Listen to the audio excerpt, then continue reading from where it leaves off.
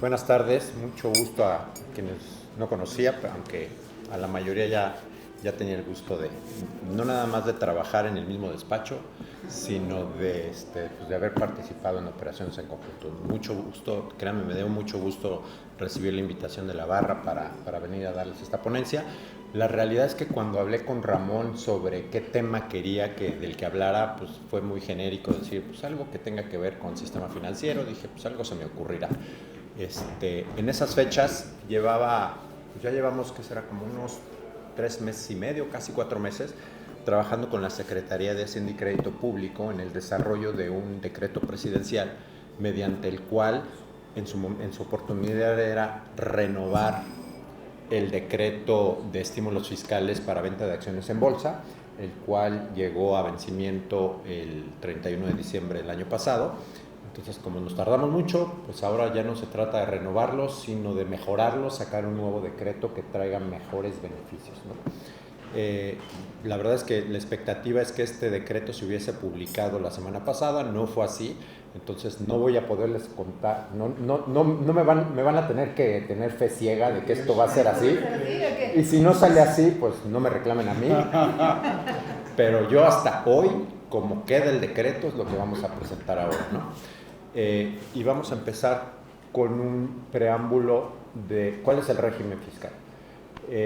Aquí en este cuadro pongo cuál es el tratamiento fiscal que tienen los diferentes contribuyentes cuando venden acciones en bolsa.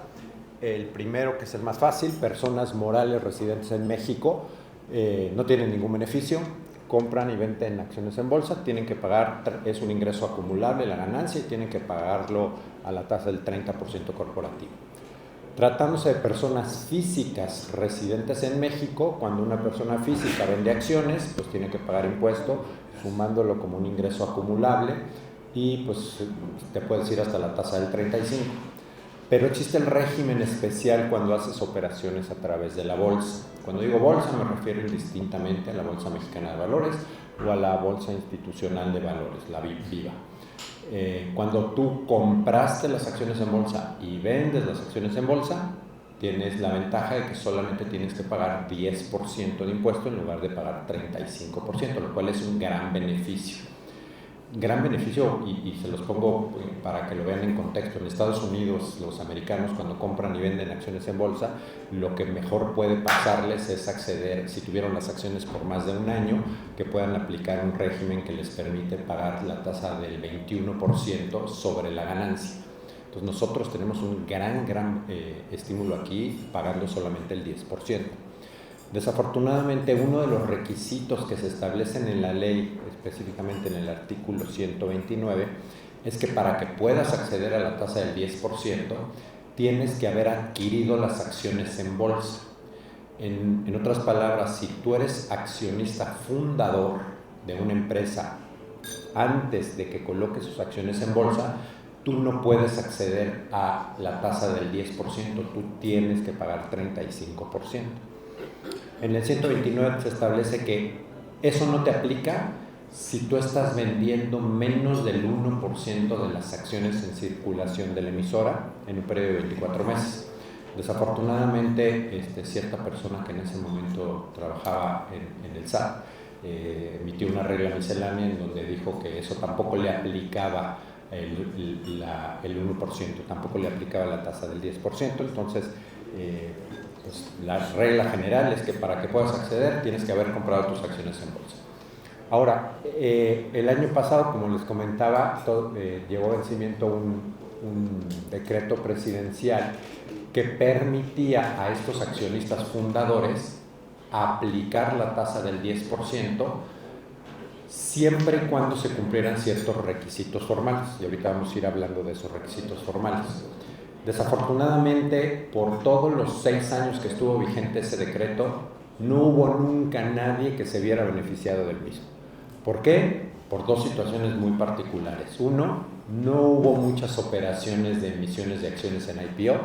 Las primeras que vimos en los últimos 6 años fueron el año pasado y ninguna de esas ventas se vio beneficiado del decreto, del estímulo contenido en el decreto, por causales que vamos a comentar más adelante. Pero solo en ese caso los accionistas fundadores podían pagar impuesto a la tasa del 10. ¿Qué pasa con los extranjeros? Cuando tú eres extranjero, y tal vez va a ser un poco más aterrizado para quienes no son fiscalistas, cuando hablamos de extranjeros siempre hablamos o de empresas o de personas físicas. Para nosotros los fiscalistas no importa, tú no eres mexicano, entonces simplemente eres extranjero.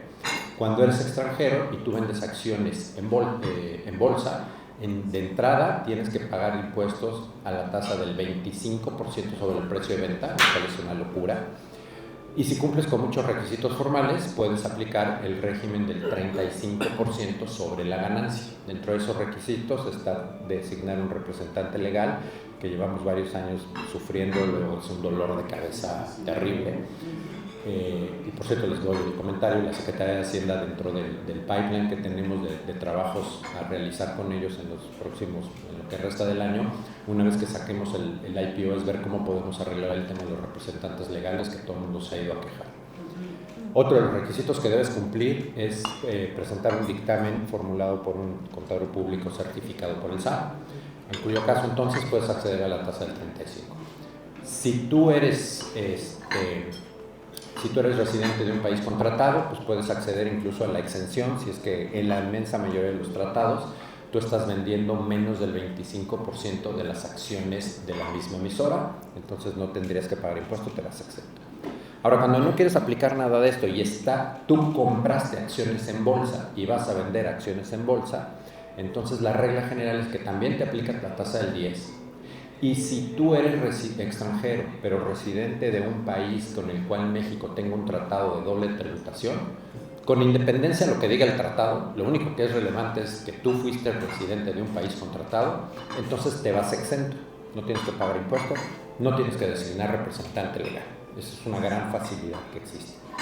Ahora, si tú eres accionista fundador, residente en el extranjero y quieres vender tus acciones en bolsa, no te aplica el régimen del 10%, por lo tanto tampoco te puedes ir a la exención y tienes que aplicar los beneficios del convenio que requieren designar un representante legal, lo cual es un dolor de cabeza.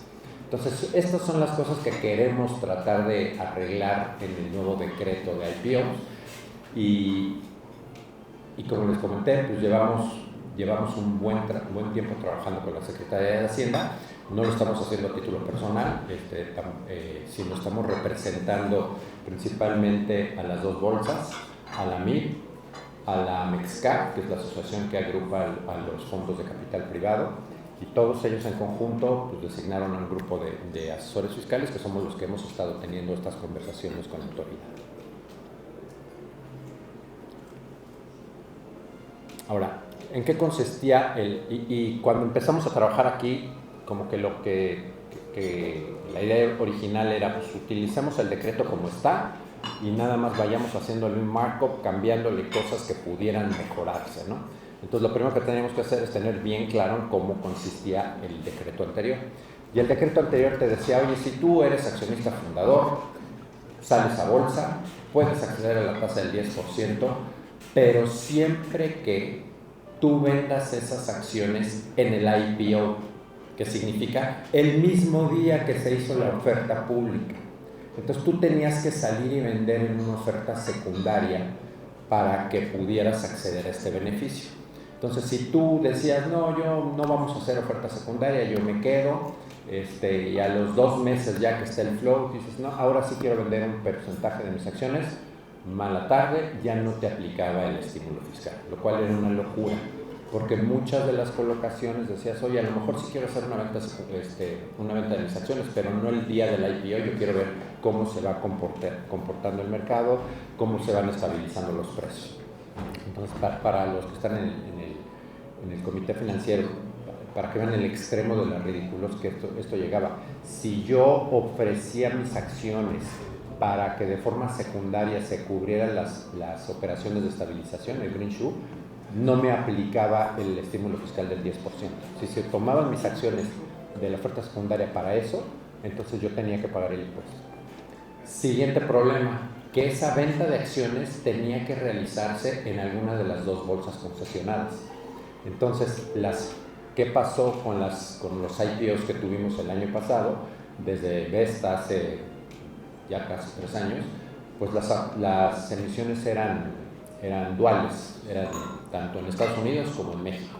Entonces tú como accionista fundador, si tú salías y hacías una oferta secundaria el día del IPO, no era claro si tus acciones se habían cruzado en la bolsa mexicana o se habían cruzado fuera.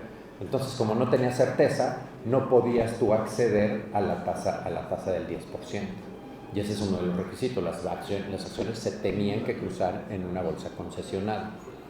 Segundo tema, cuando sale el decreto se establece que el monto del capital contable de la sociedad emisora no podía exceder de $1 millón, lo cual era una ridiculez. Todo el mundo, los que conocemos a nuestra gente de Hacienda y del SAT, dijimos, esto fue un typo, no puede ser posible que sea $1 millón. Y tan fue un typo que meses después corrigieron y nos ofrecieron los 25,000 millones de pesos como capital contable. Recordemos, capital contable, no social, entonces ahí tenemos cómo jugarlo, ¿no? Pero si te excedías de eso, yo entendería que seguramente Esentia del año pasado excedía los 25,000 millones, entonces esa que fue una de las cosas, esa y Aeroméxico, no es cierto, eso fue la razón por la que Esentia no podía calificar. Otro de los requisitos que se establecían, y por cierto, no lo puse ahí, es que la sociedad emisora no podría haber tenido acciones en bolsa con anterioridad. Eso mató la posibilidad de que en el IPO de Aeroméxico hubiera alguien que pudiera acceder a este estímulo. ¿Por qué? Porque Aeroméxico, recordemos, había estado colocado en bolsa previa a la entrada de Apolo en el IPO, en el tipo. Entonces, tenías que cumplir con todos estos requisitos y eso hizo que en la práctica nadie pudiera aplicar este estímulo. Entonces recuerdo era en octubre cuando nos sentamos con el subsecretario de Ingresos a ver otros temas y él abiertamente nos dijo que otras ideas se les traen a la mesa que pueda promover, estimular la economía nacional. Hablábamos de este decreto y lo que nos dijo es, ¿y como para qué quieren este decreto otra vez si nunca nadie lo ha usado? Queremos otros 5 años con un decreto que nadie va a usar. Y dijimos, bueno, pues es que hay que hacerle los cambios necesarios para que esto pueda funcionar de mejor manera, ¿no? El estímulo, como lo conocíamos, dentro del decreto había 3 artículos. El primero hablaba de un estímulo aplicable a mexicanos que pagan intereses al extranjero provenientes de bonos colocados de manera pública. Un tema bien interesante y también se está tratando de incluir en este nuevo decreto, pero eso es materia de otra plática. El artículo 2 del decreto anterior te permitía todos estos estímulos del que estamos hablando. Pero uno de los requisitos de este estímulo es que quien vendiera las acciones, el accionista fundador, no podía vender más del 10% de las acciones en circulación. Ni él solo, ni junto con el grupo de personas determinado de conformidad con las disposiciones de la ley del mercado de valores. Entonces, vamos a pensar una empresa de Monterrey, privada, en donde todos los accionistas son hermanos, padres, hijos, primos, todos son familiares, todos tienen sus acciones en un fideicomiso de control, salen en un IPO y salen a vender. El fideicomiso de control no podía vender más del 10% para poder acceder a esto. Eso hacía que si había 30 personas físicas dentro del grupo de control, entonces cada quien podía vender 2 acciones. No me servía de nada ese estímulo.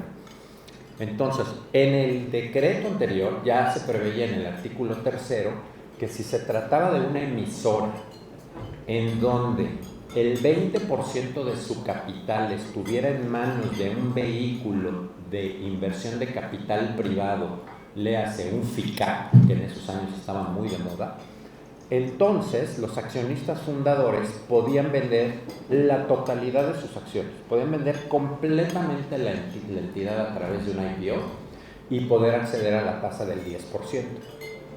Eso tampoco pasó. Este tercer artículo fue el que beneficiaba y el que estuvo negociando mucho la Mexcap, porque es la salida natural, por lo menos ellos es lo que dicen, de las empresas promovidas en las que están invertidos sus fondos de capital privado.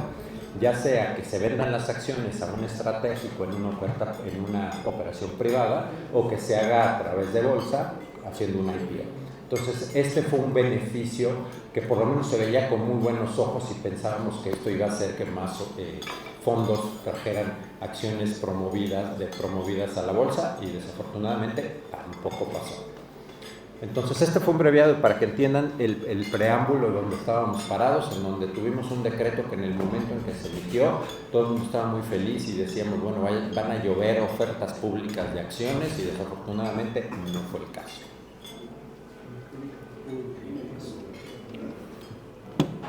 Nunca había expuesto tomando tequila, pero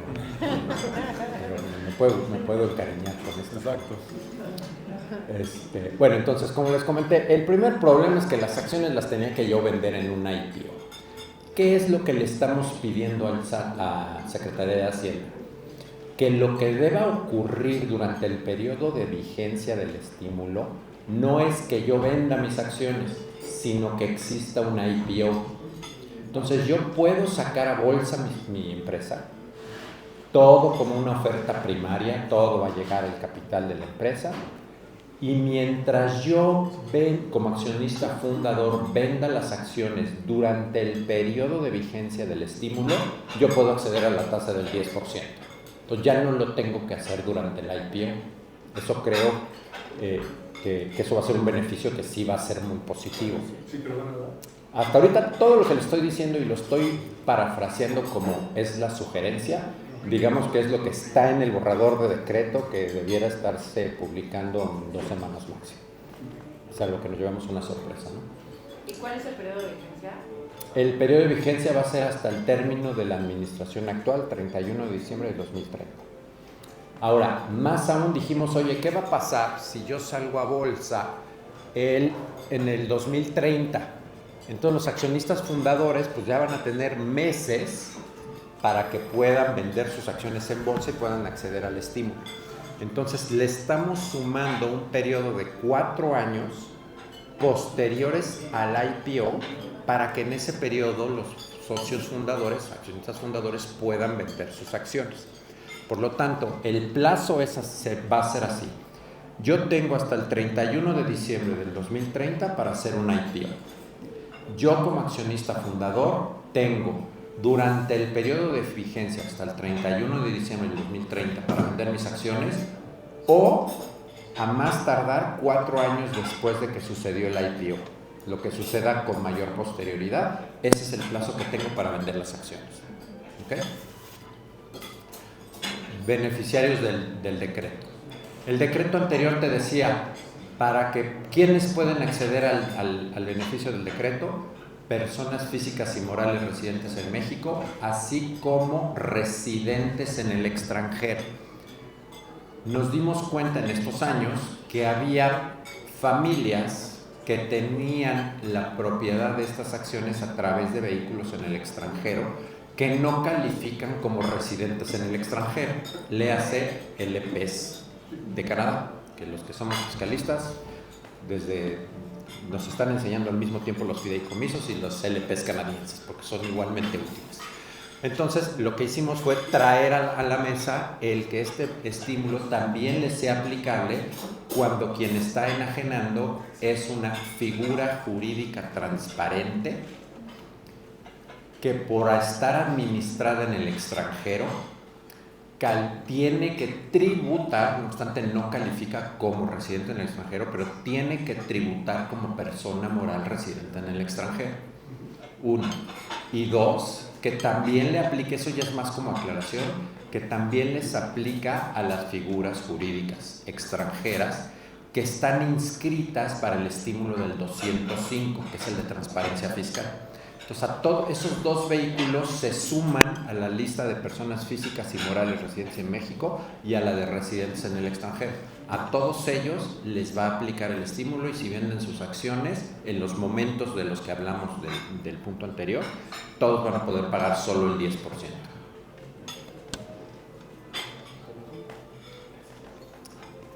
Vigencia, mañana, como les dije, hasta el término de la administración actual. En su momento dijimos, oye, ¿por qué no que el IPO suceda durante ese periodo? Pero si ya sucedió, entonces los accionistas fundadores pueden vender sus acciones y acceder a la tasa del 10, cuando se les dé la gana. ¿Por qué tú quieres que los vendan ahorita? Si lo podría vender, puedo yo heredar las acciones y que mis hijos las vendan en 20 años. Me dicen, no queremos otorgar un estímulo fiscal que quien va a cargar con ese gasto fiscal sea una administración futura y se voltee y nos diga, ustedes regalaron ese dinero. Entonces, por eso no lo queremos hacer. Y creo que es buen momento para comentar por qué se busca este estímulo. El estímulo tiene dos aristas. Uno, lo que se quiere por petición de las bolsas es generar volumen de operaciones en la bolsa. Que haya ventas, compras, pero para eso se necesita que haya IPOs. Para que se den una idea, el 80 y tantos % de las operaciones bursátiles de equities que suceden en México son con acciones del SIC, que significan ni siquiera cruzan en México. Son todo en el extranjero, que by the way también está ahí un rumor muy fuerte que quieren quitar la tasa del 10 a la compraventa de acciones que se hace en Nueva York, simplemente con que estén listadas en el SIC, quieren quitar ese beneficio. Hay un esfuerzo muy grande de muchas personas, no voy a decir quiénes, pero no soy yo, para que quiten ese estímulo, ¿no? Bueno, ese régimen fiscal. Bueno, entonces, ese es lo primero que quieren, darle volumen a las bolsas mexicanas. Pero segundo, quieren equiparar el tratamiento fiscal que tiene un accionista fundador a quien tiene un inversionista especulativo que entró, compró FEMSA hoy y lo vende pasado mañana y nada más paga el 10%. Dice, ¿por qué él, que no puso en riesgo lo que puso en riesgo de capital el accionista fundador, tiene un mejor tratamiento? Entonces, eso es lo que se está buscando, ¿no? Residencia fiscal de la emisora. En el decreto anterior se establecía que la emisora tenía que ser una sociedad residente fiscal en México. Lo que estamos pidiendo es que también puedan acceder a esto entidades residentes en el extranjero.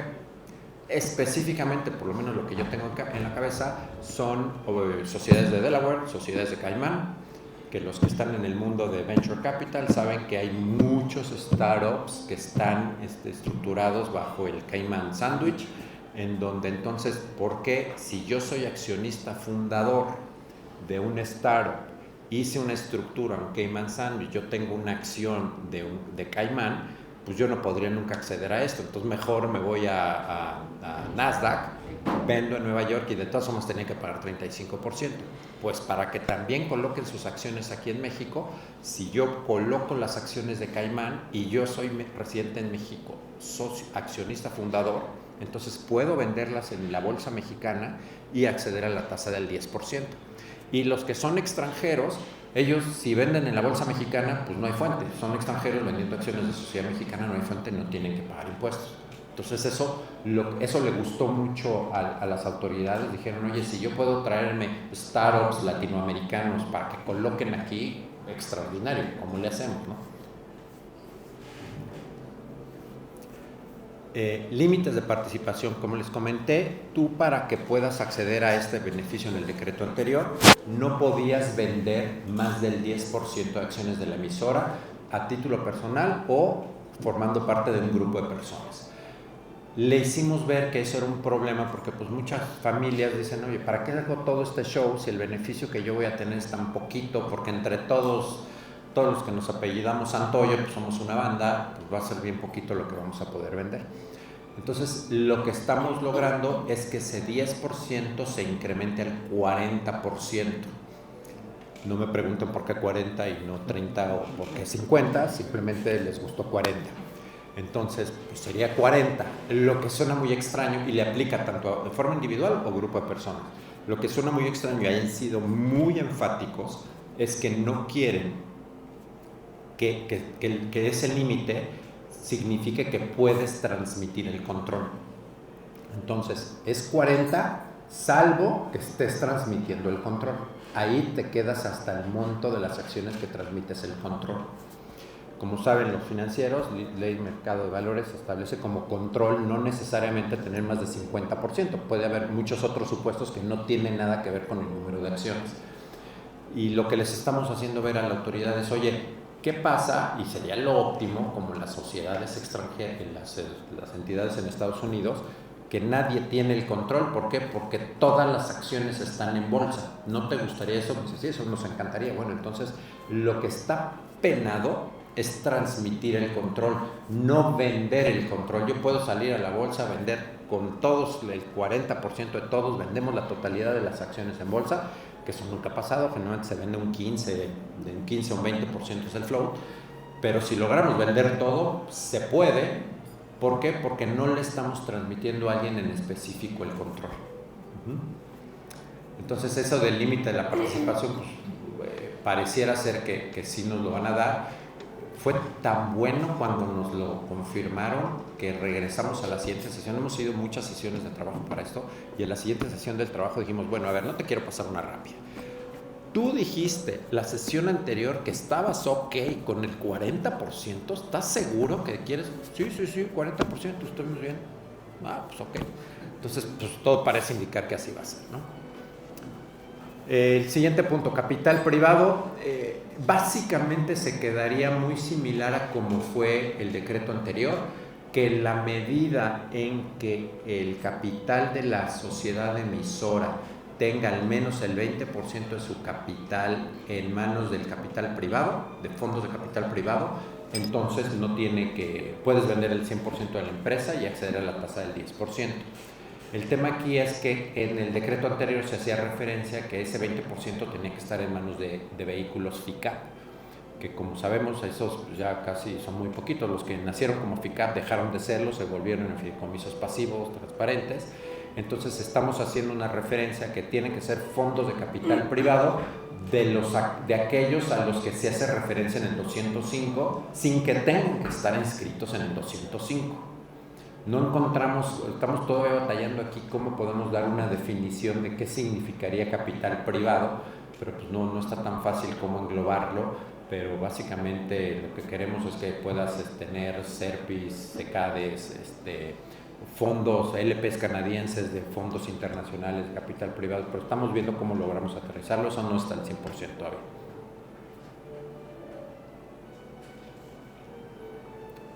Colocaciones duales. Ante la problemática de que si mi empresa sale a bolsa y hacemos un IPO tanto en México como en Nueva York, la práctica lo que nos hizo ver Esentia, Vesta y Aeroméxico es que en México se coloca muy poquito. Prácticamente todo se coloca fuera.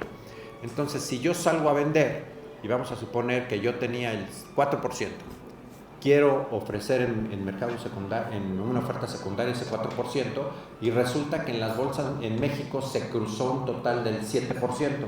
Yo en mi mente puedo decir, pues dentro de ese 7 iba mi 3, entonces seguramente me aplica. Yo tengo la obligación de demostrar documentalmente a la autoridad de que mi 3% efectivamente se cruzó en México, lo cual, por lo que nos dijeron los intermediarios, eso no se puede hacer. Entonces, lo que le estamos pidiendo al SAT es que en esos casos me permita aplicar el estímulo y no tenga la carga de la prueba de que mi 3% estaba dentro de ese 7%. Dice, ok, pero en la medida en que en México se haya cruzado al menos tu mismo porcentaje. Porque si resulta que en México se cruzó el 2% y tú quieres tomar el beneficio de un 3%, pues claramente por lo menos un 1% se vendió fuera. Entonces no te aplica. No perdamos de vista, esto no aplica si yo vendo acciones fuera de México. Esto es ventas en México. Ayer me preguntaba un banco, que lo he estado platicando con bancos, me dicen, oye, ¿y qué pasa si hay 10 accionistas, cada quien tiene un 3% y resulta que en México se cruzó nada más el 4%? ¿Quién de ellos tiene el beneficio? Y le digo, pues todos, porque el día que auditen al primero va a decir, ¿tú cuándo vendiste? 3%. ¿Y cuánto? Voy a voltear a ver cuánto se cruzó en México, 4%. Tú estás bien, cheque. Otros auditores del SAT en otra desconcentrada realizarán otra auditoría en ese año o en otro año y le van a hacer la misma pregunta y van a ver que también había el 4, cheque, usted también está bien. Entonces, esto pareciera ser que le estamos pasando una rápida, pero so far so good. Nada más que aquí sí nos están poniendo un requisito. Para que esto jale, tú me tienes que demostrar que en México se colocó una parte importante de todo el capital. No me vengas a que decir que se colocó en tanto oferta primaria como secundaria un total del 40% de la emisora y resulta que el 39% fue Nueva York y México el 1%. Tiene que ser relevante, y si hubiera traído mis lentes esta exposición saldría mejor porque podría estar leyendo las láminas, pero según yo le puse entre corchetes un 15% porque todavía está en discusión si va a ser 15, 10 o incluso hasta 5. Sobra decir que aquí las bolsas quisieran que ese 15 fuera el 50%, obviamente. Mientras que la Mexcap, por ejemplo, dice por mí que sea el 1%. Entonces hay unos intereses aquí contradictorios, estamos viendo a ver en qué va a terminar, ¿no? Pero este es un beneficio para las colocaciones duales. Después, ¿qué pasa con los residentes en el extranjero? Si yo soy residente en el extranjero, conforme al decreto anterior, me aplicaba la tasa del 10 del decreto, esa tasa del 10 no venía a sustituir la tasa del 10 del artículo 161, sino era otra tasa del 10. Había dos tasas del 10, la del 161 y la del decreto. Y la tasa que se podía convertir en cero es la tasa del 161. Entonces, por analogía, podríamos decir, si me hubieran pedido una opinión en ese entonces, hubiera dicho, pues es un more likely than not, échate la excepta. Ahora lo queremos dejar claro. Entonces estamos diciendo, oye, si soy extranjero y me aplica la tasa del 10 del decreto, entonces puedo acceder a la exención cumpliendo el mismo requisito que me marca el 161, que es mandando mi información al broker mexicano diciendo yo soy residente de un país contratado. Entonces eso va a permitir, suponemos, que más extranjeros van a decir, pues no tengo ningún, si yo voy a invertir en equities en LATAM, pues mejor invierto en México que invertir en Brasil, que en Brasil me cuesta una lana, o que en Perú o en Colombia, que en todos lados me cobran muchos impuestos. En México tú puedes llegar a invertir, vender en bolsa y te vas tax free. Es lo que estamos buscando, ¿no?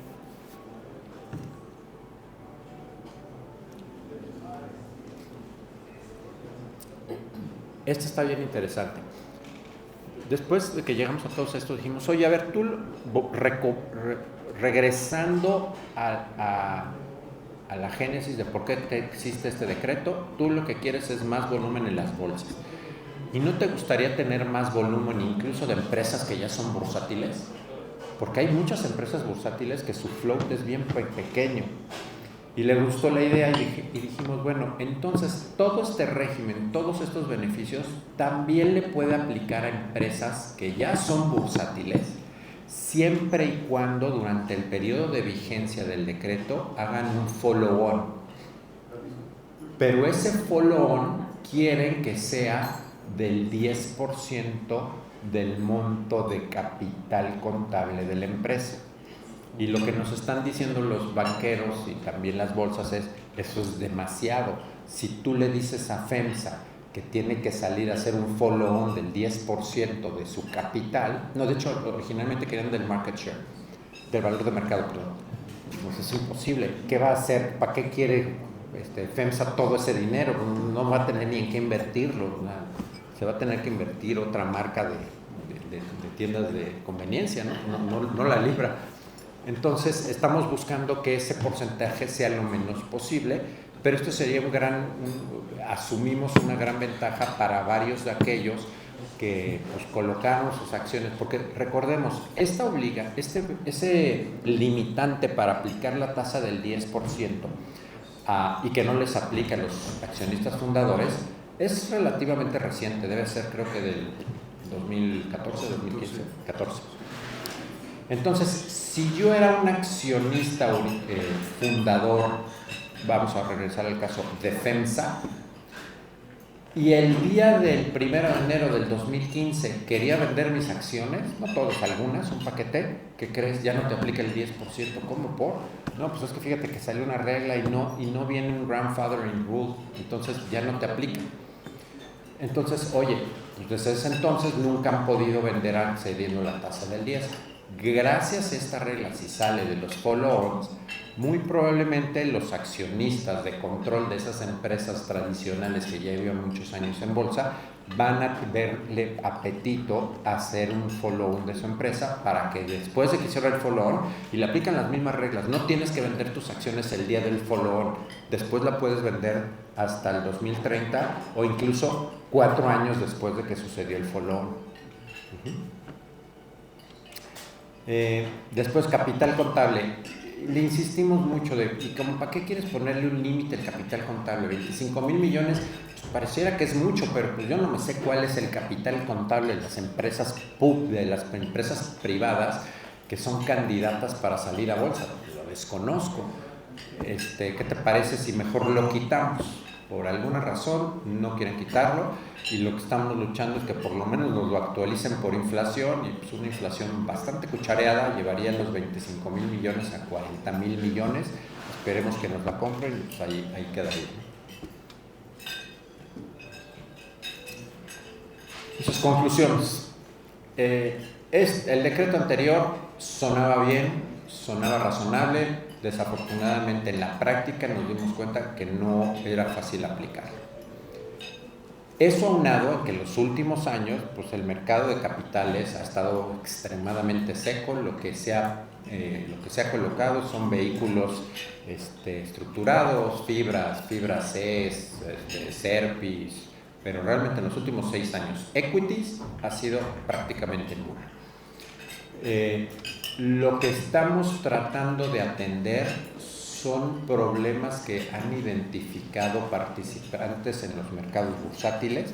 No crean que esto simplemente son ideas de un grupo de fiscalistas. Esto es lo que fuimos recabando de comentarios de bolsas, AMIB, AMEXCAP, bancos que generalmente son los que participan como agentes colocadores, con unas que otras familias que tienen en sus manos acciones privadas. Algunos de nosotros que tenemos experiencia, que estábamos trabajando con empresas para ver si salían a bolsa y accedían a los beneficios del estímulo, y que nos fuimos identificando muchos problemas, estamos tratándolos de arreglar todos esos, ¿no? Pero pues eso, como siempre les he dicho, una cosa, aunque te dijeran, si tú vendes en bolsa estás exento, no tienes que cumplir con nada y nunca tienes que pagar impuestos, eso no significa que el día de mañana todo el mundo va a salir corriendo a bolsas a colocar sus acciones. Entonces, digamos que los beneficios van a estar dados, ya solamente dependerá de las condiciones de mercado para ver si efectivamente vamos a tener más IPO.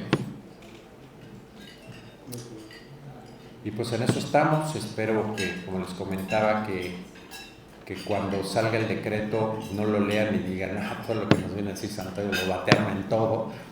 Esperemos por lo menos tener un índice alto de aceptación en la versión final. Y pues cualquier pregunta, duda que tengan. Yo una. Venga. Para los residentes en el extranjero, ¿cómo pinta que va a quedar el esquema? O sea, ¿van a tener que seguir con la designación de representante legal en México y todo esto, o eso sí se elimina? Si vendes en bolsa, no tienes tema. Ya. Si vendes de forma privada, la gran mayoría de los problemas, esa es una solución sobre la cual vamos a trabajar en otro tema que no tiene que ver aquí con este decreto. Que hubo una iniciativa en estos días, ¿no? Hace un par de semanas.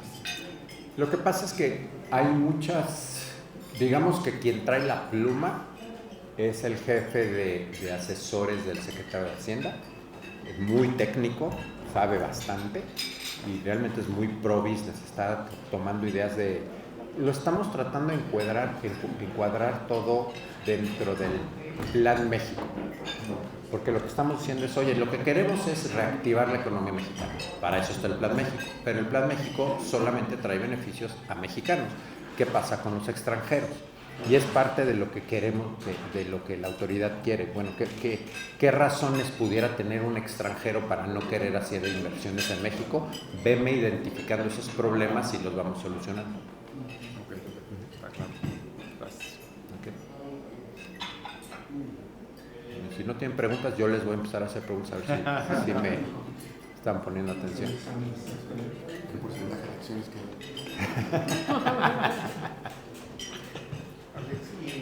¿Hay algún como proyecto que tengan en mente de una salida a bolsa próxima que digamos que hubiera sido tailor-made para esto? Pues no lo podría saber, pero la verdad es que pues los despachos usual suspects que trabajan en IPOs, entiendo que en el pipeline entre todos estamos trabajando como en 7 posibles colocaciones. O al menos tal vez esas 7 se pudiera... Debieran de, ¿no? Al menos para que no se quede cero como la vez pasada. Exactamente.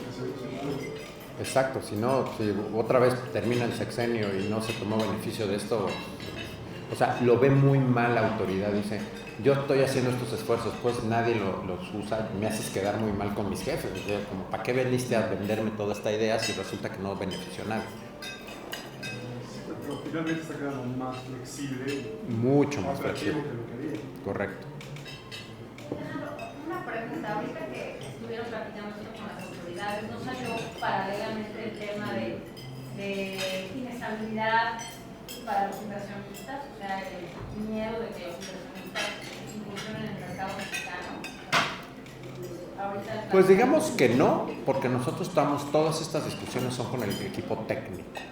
O sea, si con el equipo técnico dice, oye, pero también fíjate que la delincuencia, pues, ¿y qué hago con eso? Yo estoy aquí para darte reglas de certeza jurídica y de beneficios fiscales, ¿no?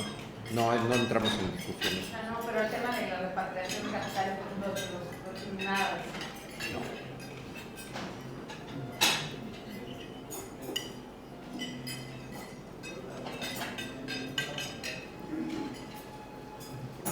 Hasta voy a sonreír.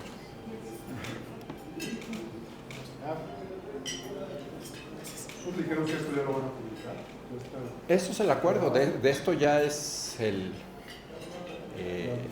de hecho, eso fue antes de la convención bancaria, mandamos ya el borrador del texto del decreto con todo y considerandos. O sea, ya está hecho. Y lo que pusimos ahí fue, empezamos a trabajar ponle un memorándum de bullets en donde íbamos explicando el problema y cómo pensábamos resolverlo. Nos sentábamos y nos decían, no, eso no me gusta. No, pancho. De hecho, hay muchos temas que ya ni siquiera están aquí porque no pasaron. Y cuando nos decían, ok, eso sí ponlo, eso es lo que pusimos ya en el decreto.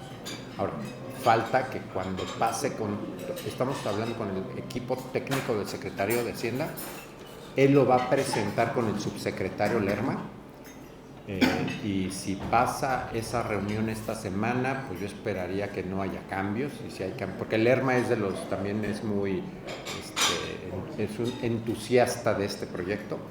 Si lo aceptan, yo esperaría que en las próximas 2 semanas pasara ya al secretario. Si ya el secretario ya le pone la antefirma, ya está.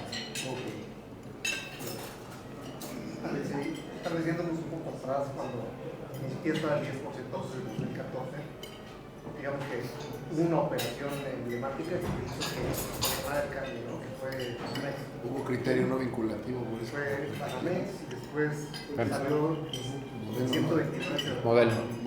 Por modelo, ¿no? Cuando ya estaba el 10, pues se han encantado.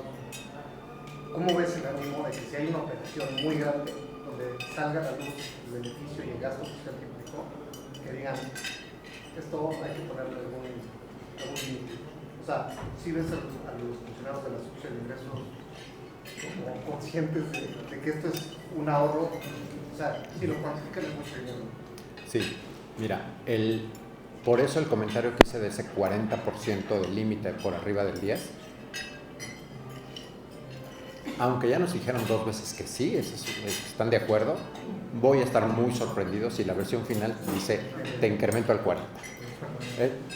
La otra alternativa era, bueno, no me lo sumes al 40, dámelo 10, pero que el 10 no aplique a grupo de personas. Porque entonces si son 20 primos, pues cada quien tiene un límite del 10%. Y no, el 10% le aplica a la suma de la venta de los 20 primos. Eso es lo único que está en tela de juicio. Si lo aprueban, pues ahí dice 40%, yo tengo el 40%, mi hermano tiene el 40%, salimos, vendemos el 80% y nos quedamos con el otro 20%. De hecho, si nos excedemos del 40%, otra cosa que me parece ser que ya también nos lo aceptaron, resulta que vendí el 42%. Hoy en día el límite es 10%. Si vendo el 12%, ¿qué pasa? Si durante los siguientes 24 meses vendo el 12% de la emisora, Debería el 2% de lograrse. hoy en día Ah, no, hoy Te en graban todo. todo. te graban al 35 el 12%. Sí, pero Lo que estamos proponiendo es que solamente el copete es el que se vaya al 35%. La crema. La crema.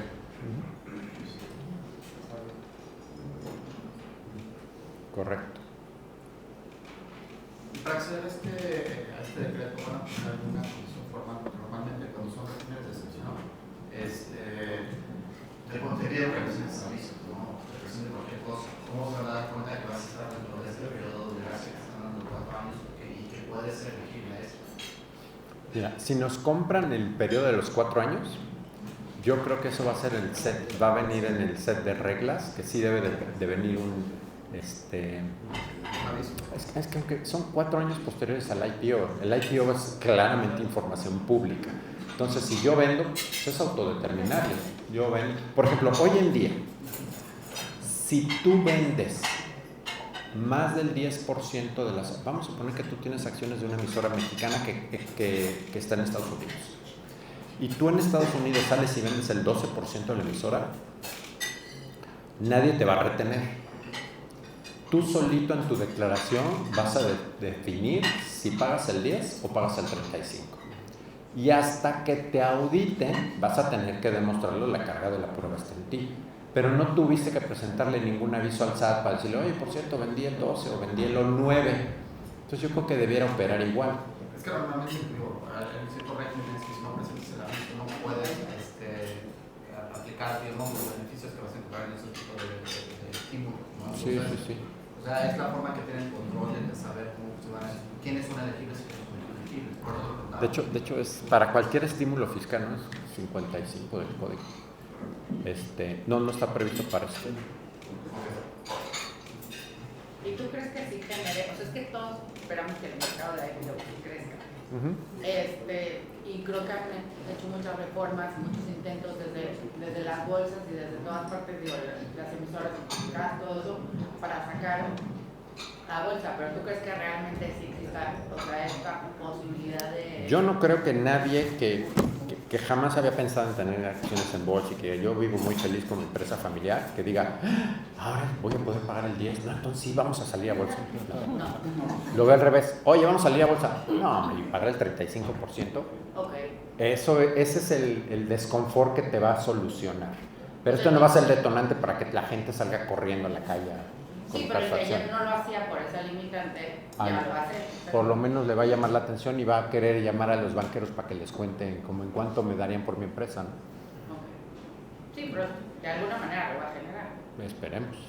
Es que es ridículo el poco flujo que hay de operaciones bursátiles en México. Si lo comparas con cualquier otro país o una economía similar a la nuestra, pues es una vergüenza. ¿Cómo es posible que estemos así tan mal? Y bueno, son muy pocas empresas cotizando. Y olvídate, pocas cotizando y pocas con volumen. Sí, porque si tú eres Wamex o eres América Móvil, pues todos los días hay volumen. Pero hay una cantidad de empresas que creo que nunca han vendido una acción en bolsa y ahí siguen cotizando. Y buenos corporativos peor, ¿no? Bueno. Eso también ojalá que lo... Esa es la otra parte del decreto. Y Alex, en el tema de responsabilidad y solidaridad de la emisora, ¿te acuerdas que el tema del flow era un tema, ¿no? O sea, que salió la regla, pero la regla está más redactada, ¿no? O sea, Sí. Y sigue estando más redactada. Sí. La emisora sí se podría llevar una responsabilidad solidaria por las ventas del flow. Correcto. Eso no lo están considerando como parte de... Digamos que eso varía en el paquete de responsabilidad solidaria de representantes legales. O sea, ¿qué sería, me imagino, sería el decreto, sería reforma? Gran pregunta. Gran pregunta. No está claro. Pero la realidad es que cualquier cambio en ley o incluso una resolución miscelánea es... Bueno, cuando decirte que nos dijeron, es más fácil sacar un decreto presidencial que una regla miscelánea. Cuando antes, en nuestras épocas, las reglas misceláneas las negociábamos ahí en las rodillas y se publicaba el otro día. Ahora no.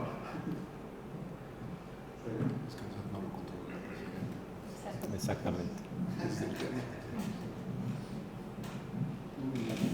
A ver si me permites. Por favor. Nada más, antes de dar por cerrada la sesión, estoy viendo el chat de los que están conectados en línea, por si alguien quisiera hacer alguna pregunta por acá y con gusto la leemos para ser discutida.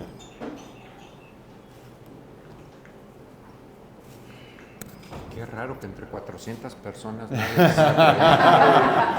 De los 400, el que quiera. ¿Cuántos hay?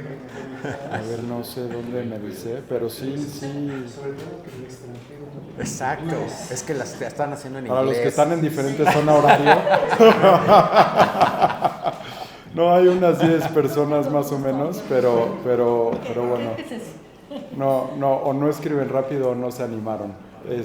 Pero bueno, siendo así de cualquier manera, pues Alejandro, de parte del Comité de Derecho Financiero y de Derecho Fiscal, te damos las gracias por acompañarnos el día de hoy. Te damos tu reconocimiento por la sesión, muy agradecidos, y un pequeño detallito para el recuerdo de parte de la barra. Muy bien. Muchísimas gracias. Muchas gracias a ti.